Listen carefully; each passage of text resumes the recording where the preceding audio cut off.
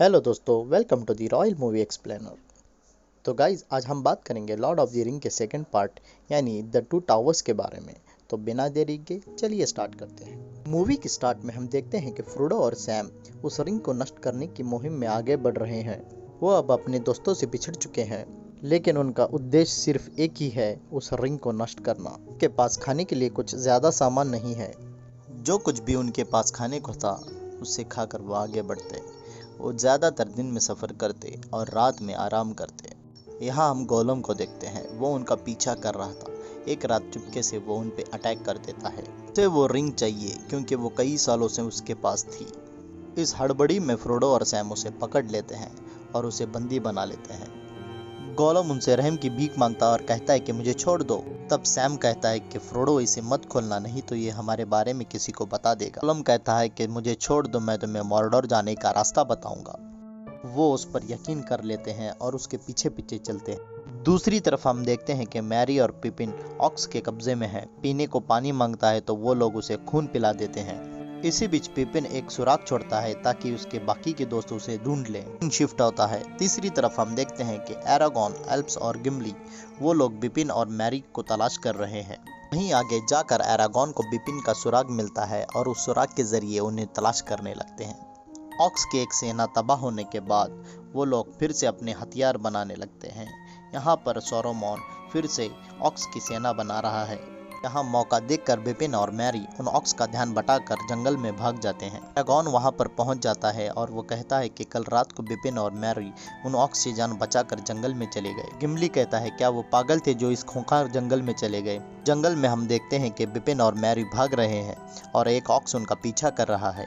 जंगल काफी घना होता है, उन्हें भागने का रास्ता नहीं मिलता। तब वो पेड़ पर चढ़ने की कोशिश करते हैं। बिपिन ऊपर चढ़ जाता है। जब मैरी ऊपर चढ़ने लगता है तो ऑक्स उसका पैर पकड़ के नीचे खींच लेता है। जैसे ही वो मैरी को मारने वाला होता है, वो पेड़ जाग जाता है और अपने पैर से उस ऑक्स को मार देता है और अपने दूसरे हाथ से मैरी को ऊपर उठा लेता है। मैरी और बिपिन हैरान थे कि ये पेड़ बोल रहा है और चल रहा है।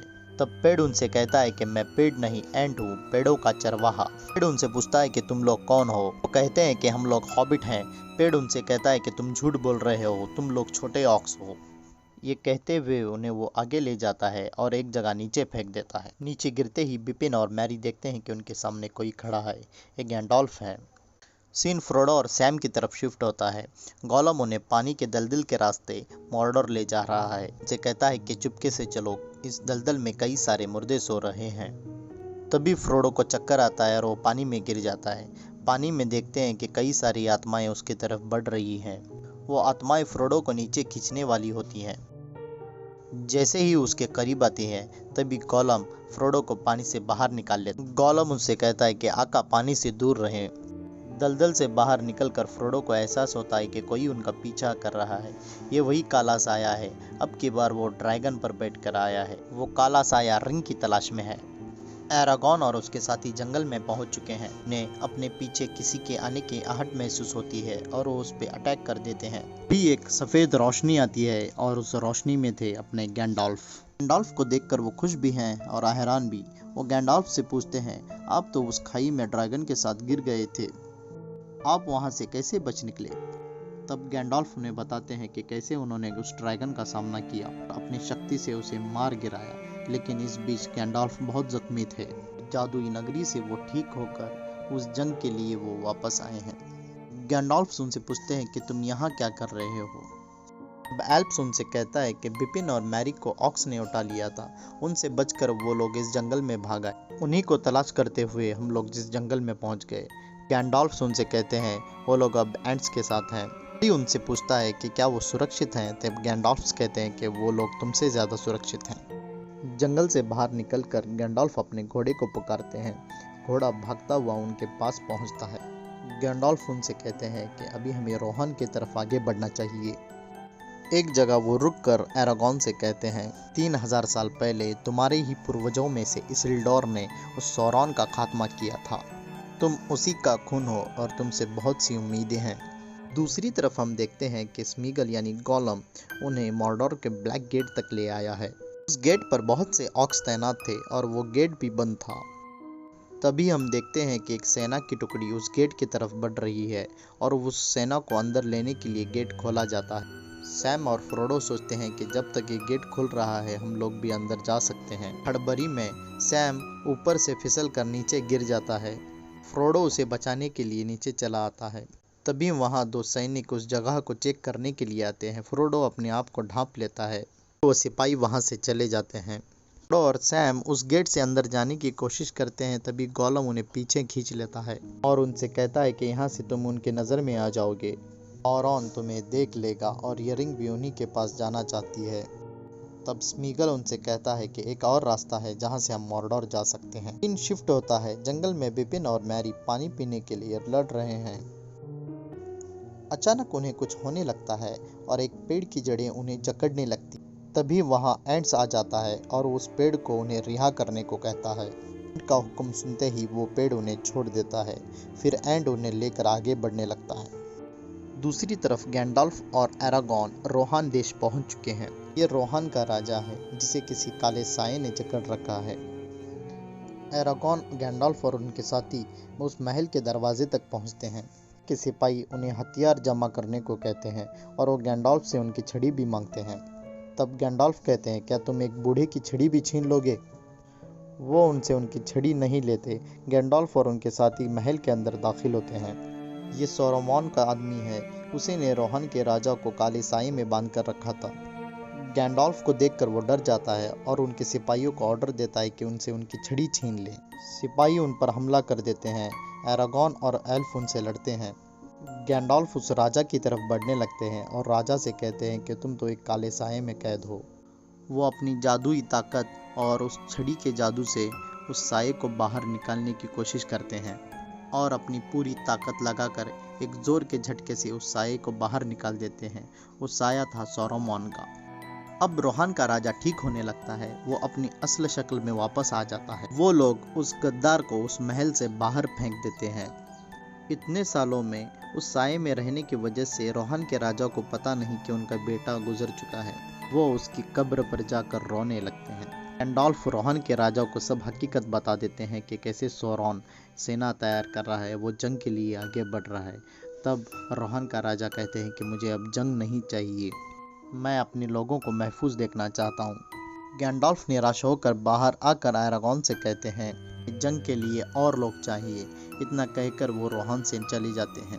रोहान का राजा वहाँ के लोगों को लेकर हेम्स डीप की तरफ बढ़ने लगता है। उसे लगता है कि वही एक सुरक्षित जगह है। यहाँ सोरोमॉन का आदमी उसे आकर सब हकीकत बता देता है और कहता है कि वो लोग हेम्स डीप की तरफ जा। सीन शिफ्ट होता है। हम देखते हैं कि गोलम यानी स्मीगल मछली पकड़ रहा है। सैम फ्रोडो से कहता है कि मुझे इस गोलम पे भरोसा नहीं है, उसने हमें उस ब्लैक गेट से आगे जाने नहीं दिया। तब फ्रोडो सैम से कहता है, हमारे पास उस पर भरोसा करने के अलावा और कोई रास्ता भी तो नहीं है। गोलम के यहाँ दो रूप दिखाए गए हैं, एक स्मीगल जो बहुत ही अच्छा है और अपने मालिक का वफादार है, और दूसरा गोलम जिसे रिंग चाहिए। आगे उन्हें एक और सेना की टुकड़ी दिखाई दी। वो लोग भी मॉर्डोर जा रहे थे। स्मीगल उनसे कहता है कि सोरोन अपनी सेना तैयार कर रहा है। तभी अचानक उन सेना की टुकड़ी पर कई लोग हमला कर देते हैं। ये गोंडोर का शहजादा फेरामीर था। वो अपने सिपाहियों के साथ उन सेना की टुकड़ियों पर हमला कर देता और इसी बीच वो लोग सैम और फ्रोडो को भी पकड़ लेते हैं। फेरामीर फ्रोडो से पूछता है कि तुम लोग कौन हो और कहाँ जा रहे हो। फ्रोडो उन्हें ज़्यादा कुछ नहीं बताता और वो लोग फ्रोडो और सैम को लेकर वहाँ से चले जाते हैं। दूसरी तरफ हम देखते हैं कि रोहान का राजा थियोडन अपने लोगों को लेकर हेम्स डीप की तरफ बढ़ रहा है। एरागॉन और एल्फ्स भी उनके साथ हैं। तभी उन्हें किसी की आहट महसूस होती। एक ऑक्स खूंखार भेड़िए पर सवार होकर उन पर हमला कर देता है। तब एल्फ्स उन्हें उस भेड़िए से बचाता है। एरागॉन बाकी लोगों को बताता है कि यहाँ से दूर चले जाओ, हम पर हमला होने वाला है। तभी हम देखते हैं कि ऑक्स कई सारे भेड़ियों पर सवार होकर उन पर हमला कर देते हैं। थियोडन अपने लोगों को दूसरी तरफ जाने को कहता है और वो एरागॉन, एल्फ्स और गिमली उन भेड़ियों पर हमला कर देते हैं। इस हमले में थियोडन के कई सारे लोग घायल होते हैं और एक भेड़िए को मारते समय एरागॉन का एक हाथ उस भेड़िए की खाल में अटक जाता है। वो भेड़िए के साथ उस पहाड़ से नीचे गिर जाता है। एल्प्स और गिम्ली भी भागते हुए उस पहाड़ की आखिरी चोटी पर पहुंचते, लेकिन उन्हें एरागॉन कहीं भी नजर नहीं आता। तब रोहान का राजा थियोडन कहता है कि हमें आगे बढ़ना चाहिए। अब हम देखते हैं कि रोहान की जनता हेम्स डीप पहुंच चुकी है। हेम्स डीप की दीवारें बहुत ही ऊंची और मजबूत थी। पीछे पीछे थियोडन और एल्प्स भी वहां पहुंच जाते हैं। वहां की राजकुमारी एरागॉन के बारे में पूछती है। तब गिम्ली उनसे कहता है कि एरागॉन भेड़ियों को मारते समय उस पहाड़ से नीचे गिर गया। तब राजा थियोडन उस महल की पूरी शनाख्त करता है। यहाँ सौरोमोन ने बहुत सी सेना बना ली है। अब वो इंसानों के आखिरी शहर पे हमला करने वाला है। फिर सीन जंगल की तरफ शिफ्ट होता है। बिपिन और मैरी उस एंट्स के साथ आगे बढ़ रहे हैं। तभी मैरी की नज़र एक ऑक्स की बड़ी फौज की तरफ जाती है। वो इतनी बड़ी फौज देखकर हैरान होता है। झील के किनारे हम देखते हैं कि एरागॉन जिंदा है। घोड़ा उसे उठाने की कोशिश करता है। सैम और फ्रोडो अब फेरामिर के साथ हैं, जो गोंडोर का राजकुमार है। वो उनसे पूछता है कि सच सच बताओ कि तुम लोग कौन हो और वो तीसरा बंदा तुम्हारे साथ कौन है। फ्रोडो कहता है कि हमारे साथ और कोई नहीं है। हम 7 लोग एक मुहिम पे निकले थे। उसमें गैंडोल्फ ओरामिर भी शामिल था। ओरामिर का नाम सुनकर फेरामिर कहता है कि ओरामिर मेरा भाई है और वो अब इस दुनिया में नहीं। उसकी लाश हमें झील के किनारे मिली। वो गोंडोर से एल्प्स नगरी गया था। ओरामिर कभी कोई जंग नहीं हारा। वो अपने राजा, अपने बाप का बहुत ही वफादार था। ये कहते हुए फेरामिर बहुत ही भावुक होता है। फिर उसी रात वो फ्रोडो को उठाकर बोलते हैं कि आओ मैं तुम्हें कुछ दिखाता हूँ। झील के किनारे स्मीगल मछली पकड़ रहा था। फेरामिर उससे कहता है बताओ कि ये तुम्हारे साथ है या नहीं, या तो मेरे इशारे पे ये लोग इसे मार देंगे। फ्रोडो कहता है हाँ ये मेरा साथी है। वो स्मीगल को बुलाता है। तभी वो लोग स्मीगल को पकड़ लेते हैं। फेरामिर स्मीगल से पूछता है कि तुम उन 2 हॉबिट को लेकर कहाँ जा रहे हो। वो स्मीगल अपने आप से बात करने लगता है। गोलम स्मीगल से कहता है कि आका ने हमें धोखा दिया, और वो गुस्से में कहता है कि वो रिंग लेकर मॉर्डोर जा रहा है। तब फेरामिर फ्रोडो के पास आता है और उससे कहता है कि ये रिंग मुझे चाहिए। इसी रिंग को लाने के लिए मेरा बड़ा भाई ओरामिर गया था। रिंग को छूने की कोशिश करता है तो फ्रोडो चिल्लाकर वहां से भागता है। तब सैम फेरामिर से कहता है कि तुम्हें अंदाजा भी नहीं कि तुम क्या कर रहे हो। दूसरी तरफ हम एरागॉन को देखते हैं, जो हेम्स डीप पहुंच चुका है। उसे देखकर वहां के लोग बहुत खुश होते हैं। गिम्ली, एल्फ, वो वहां पहुंचकर थियोडन राजा को बताता है कि 10,000 की ऑक्स की सेना हमारी तरफ ही बढ़ रही है। राजा थियोडन कहता है कि हमें जंग की तैयारी करनी चाहिए। वो ऑक्स इन दीवारों को पार नहीं कर पाएंगे। तभी गिम्ली कहता है ये सेना बहुत ही खतरनाक है और इनकी तादाद ज्यादा है। एरागॉन राजा थियोडन को गोंडोर से मदद बुलाने को कहता है। तब थियोडन कहता है कि वो लोग हमारी मदद नहीं करेंगे। अब सीन जंगल की तरफ शिफ्ट होता है एंड बाकी के पेड़ों को भी जगाता है और उनकी मीटिंग बुलाता है। जब सब एंड्स इकट्ठा होते हैं तो वो बातचीत करने लगते हैं कि हमें इंसानों की जंग में उनका साथ देना चाहिए या नहीं। दूसरी तरफ एरागॉन उस राजकुमारी से कहता है कि तुम लोगों को लेकर गुफा में चली जाओ, वो लोग वहां सुरक्षित होंगे। जंग लड़ने के लिए इनके पास सिर्फ 300 आदमी थे, जिनमें बूढ़े और बच्चे भी शामिल थे। एल्प्स एरागॉन से कहता है कि ये जंग हम जीत नहीं सकते, हमें और कई लोगों की ज़रूरत होगी। अब एरागॉन कहता है कि तो फिर हम शहीद भी यहीं होंगे।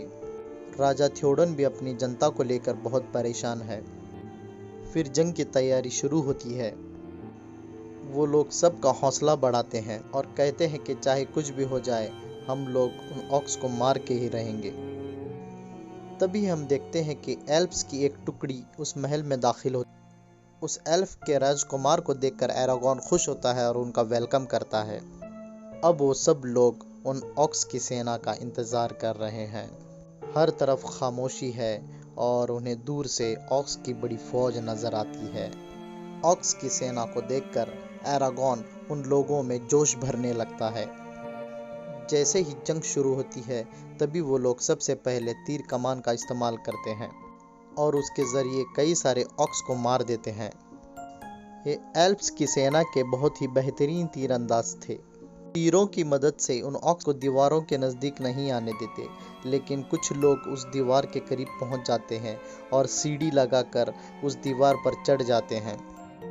महल के ऊपरी हिस्से में चढ़ने के बाद ऑक्स उन लोगों को मारने लगते हैं, लेकिन एरागॉन और गिम्ली भी उनका डटकर मुकाबला करते हैं। दूसरी तरफ कुछ ऑक्स की सेना दरवाजे की तरफ बढ़ रही है। वहीं दूसरी तरफ एक ऑक्स धमाके के साथ दीवार का एक हिस्सा गिरा देता है। उस दीवार के हिस्से के गिरने की वजह से कई सारे ऑक्स उस महल में दाखिल होते हैं। उन्हें रोकने के लिए एरागॉन और गिम्ली आगे बढ़ते हैं। तभी हम देखते हैं कि एल्प्स के राजकुमार को एक ऑक्स ने मार दिया। ऑक्स की एक टुकड़ी महल के दरवाजे की तरफ भी आ चुकी है और वो दरवाज़ा तोड़ने लगते हैं। तब तक गिम्ली और एरागॉन छलांग मारकर उन ऑक्स को मारने लगते हैं और रस्सी की मदद से वो दीवार पर चढ़ जाते हैं। यहाँ पर एंट्स ने फैसला कर लिया है और वो लोग आइजनगार्ड की तरफ बढ़ते हैं जहाँ सोरोमॉन है। फेरामीर फ्रोडो और सैम को लेकर गोंडोर पहुँच चुका है। तभी फ्रोडो को कुछ होने लगता है और हम देखते हैं कि ड्रैगन पर वो काला साया उस रिंग की तलाश में गोंडोर तक पहुँच। हेम्स डीप में अब महल के अंदर ऑक्स घुस चुके हैं, लेकिन एरागॉन और राजा थियोडन उनका मुकाबला करने के लिए तैयार है। जंग चल रही थी तब एरागॉन की नज़र पड़ती है एक घोड़े पे। ये गैंडोल्फ हैं और वो एक इंसानों की सेना लेकर उनकी मदद को पहुंच चुके हैं। दूसरी तरफ से गैंडोल्फ वो सेना लेकर ऑक्स की तरफ बढ़ते हैं और अपनी जादुई ताकत और सेना की मदद से उन ऑक्स को मारने लगते हैं। यहाँ दूसरी तरफ एंट्स पेड़ों की फौज लेकर सोरोमॉन की जगह पहुंच चुका है। वो सोरोमॉन की जगह को तबाह करने लगते हैं। ये देखकर सोरोमॉन बहुत ही गुस्सा हो जाता है, लेकिन उन पेड़ों की ताकत इतनी थी, पानी से भरे एक डैम को तोड़ देते हैं। उस डैम का सारा पानी बड़े ही फोर्स के साथ आइजनगार्ड में घुस जाता है। सारे पेड़ अपनी जड़ों की मदद से एक जगह खड़े रहते हैं और सोरोमॉन की सारी सेना उस पानी में बहकर एक गड्ढे में जा गिरती है। दूसरी तरफ हम देखते हैं कि वो काला साया अब फ्रोडो के सामने है। जैसे ही वो रिंग को लेने की कोशिश करता है, सैम वहां आकर उसे बचा लेता है और उस साये पर फेरामीर हमला कर देता है और वो साया वहां से चला जाता है। अब फेरामीर को सब बात समझ आ चुकी है। वो फ्रोडो और सैम को छोड़ देता है। जंग के मैदान से अब ऑक्स भागने लगे और वो भागकर जंगल में चले जाते हैं, लेकिन जंगल अब जाग चुका है। वो ऑक्स को मार देते हैं और ये लोग जंग जीत लेते हैं। तब गैंडोल्फ उनसे कहते हैं कि हेम्स डीप की जंग तो हमने जीत ली, लेकिन मिडल अर्थ की अब जंग शुरू होने वाली और इसकी उम्मीद फ्रोडो और सैम उन दो हॉबिट पर टिकी हुई है। और इस सीन के साथ मूवी ख़त्म हो जाती है। गाइज, ये लॉर्ड ऑफ द रिंग के पार्ट 2 की एक्सप्लेनेशन पार्ट 1 की लिंक डिस्क्रिप्शन में दी हुई है, उसे भी जाकर ज़रूर देखें और चैनल को सब्सक्राइब करें। गुड बाय गाइज, मिलते हैं इसके पार्ट 3 में।